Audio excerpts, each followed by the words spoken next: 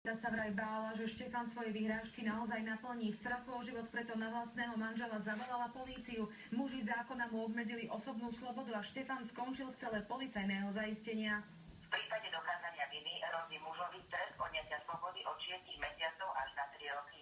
O tom, čo sa stalo s nami, žena hovoriť nechcela. Podľa susedov preto, lebo hádku mala vyprovokovať práve ona. Jeho zobrali, ale nevinne za to, že ona všetko robila v automate, premarňovala peniazy.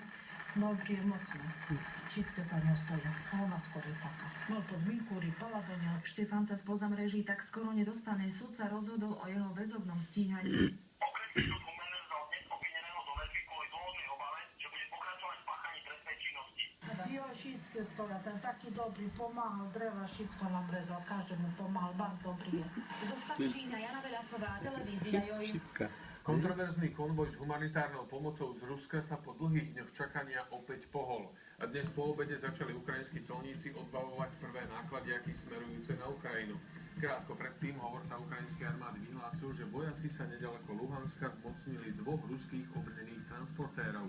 Údajne patria výsadkovej divízii ruskej armády. Ak by sa tieto slova potvrdili, išlo by o prvý priamy dôkaz o zapojení ruskej armády do bojov na východe Ukrajiny. Rukolapné dôkazy